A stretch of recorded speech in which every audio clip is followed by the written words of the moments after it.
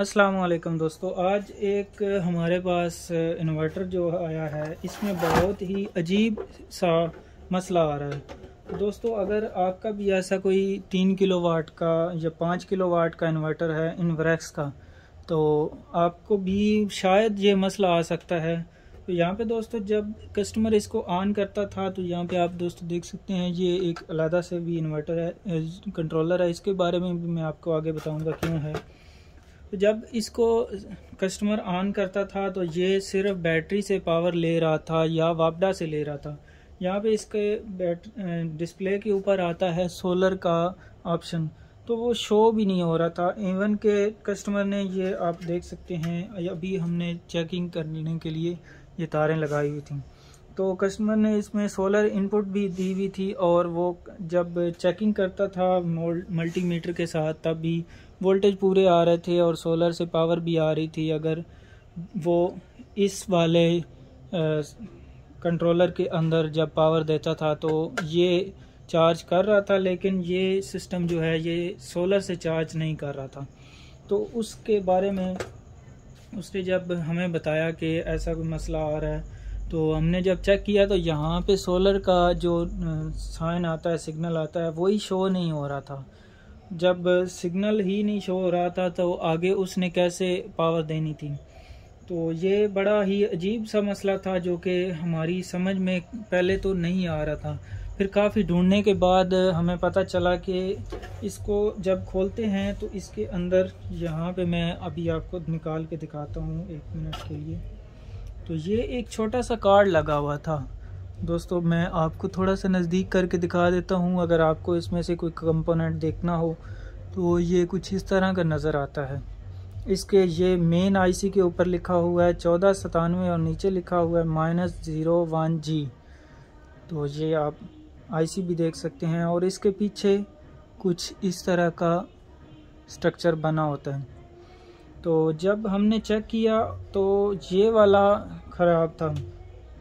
इसको दोस्तों solar controller बोलते हैं। ये ही कार्ड जो है ये पूरे सोलर के सिस्टम को कंट्रोल करता है, चार्जिंग को कंट्रोल करता है, ओवर वोल्टेज को कंट्रोल करता है। बेसिकली सोलर का जितना भी करंट और जितना भी काम होता है ये ही एक कार्ड कंट्रोल करता है। अगर आप इसको निकाल भी देंगे तो आपका सिर्फ सोलर काम नहीं करेगा, वापडा और बैकअप बैटरी से लेके आपकी आगे पावर सप्लाई आती रहेगी, सिर्फ आपका सोलर काम नहीं करेगा।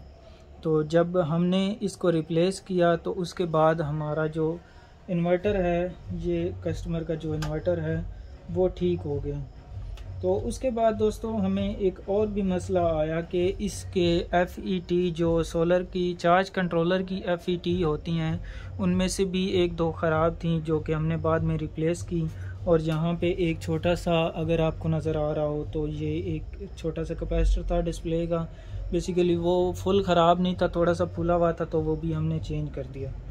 तो ये दोस्तों एक छोटी सी वीडियो थी इन्फॉर्मेशन के लिए कि अगर आपके पास भी 3 किलोवाट का इन्वरेक्स का या इन्वरेक्स का 5 किलोवाट का इन्वर्टर आता है, तो दोनों के अंदर ये एक छोटा सा कार्ड ये यहाँ पे लगा होता है।